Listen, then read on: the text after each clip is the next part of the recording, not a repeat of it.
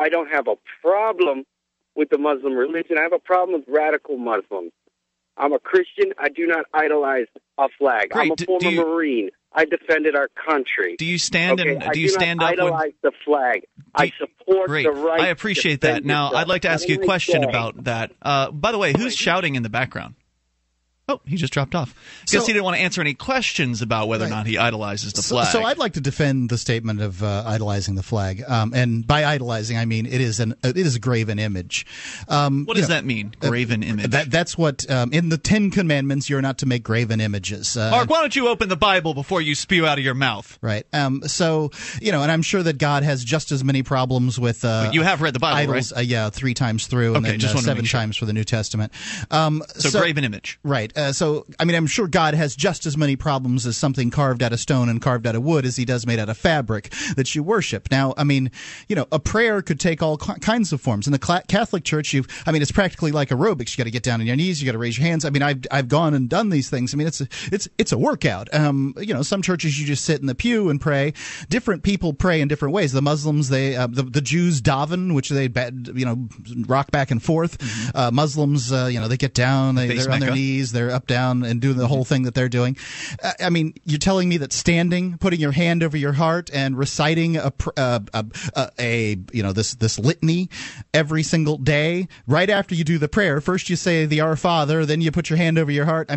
It's really it's similar stuff. I totally agree that it is a prayer. Now I can see why some people say it's not, but you're pledging yourself to an inanimate object. Yeah. And the thing I'd like to talk about the pledge is, what other country has a Pledge of Allegiance?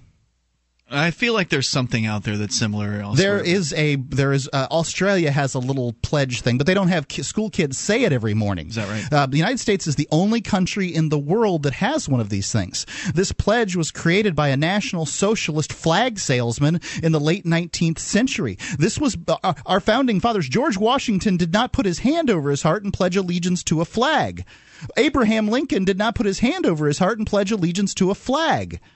This is essentially, flags and banners have always been the marks of a military. Military, generals say, this is your flag, soldier. You fight for that flag. You protect that flag, that standard, that banner. You protect it at all costs. That's why there's a guy who has no weapon, marching along, because that thing is nearly a religious object. To have turned that over to a civilian situation and having school kids recite a pledge to the flag is a singular sort of thing, and it's clearly a religious object. Look in the way it's treated. They have all these different provisions that you have to fold the flag, you have to fly it. It cannot fly. If it touches the ground, it must be burned. Right. It must be. The American Legion has all these things. You can't fly it at night without having a light on it.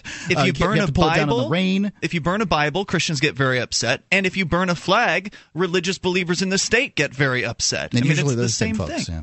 It's the same thing.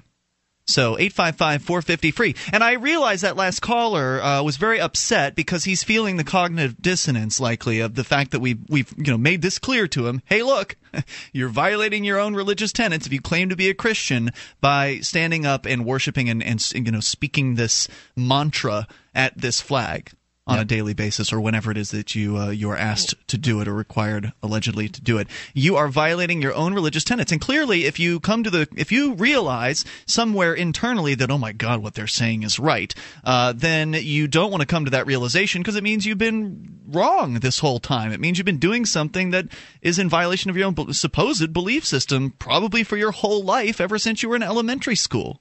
Yeah, and that's shocking. Some people will say that the flag is a pledge, like marriage is a pledge. Well, marriage is a pledge to another person, of an equal person. You're making, or as far as I'm concerned, Abraham had a legitimate marriage to 2 people or 3 or whatever. So multiple spouses doesn't bother me, but it's a pledge to equals to work together. Whereas the pledge to the flag is a pledge to a government. It is a pledge to a republic. And, so that is a pledge to something greater. And that is just as a prayer would be. Let's go to you and your thoughts here at 855-450-FREE. Would fealty be the right word, Mark? Fidelity to a lord, as far as I'd say that's precisely what it is. 855-450-FREE is the toll-free number, so you can bring up anything. Hey, you know something else since we've been talking about the pledge? It's worth a mention. Those of you out there who are like all upset that we're talking out against the pledge, did you know that when the pledge started, the old motion for it used to be to hold one's hand out kind of over your head, sort of up like in the the Nazi air? salute. Yeah, just like the Nazi, the fascist salute. Yeah, did you know that? It's true. You can actually find photos of it like that online. 855-450-FREE from way back. More coming up. Free Talk Live.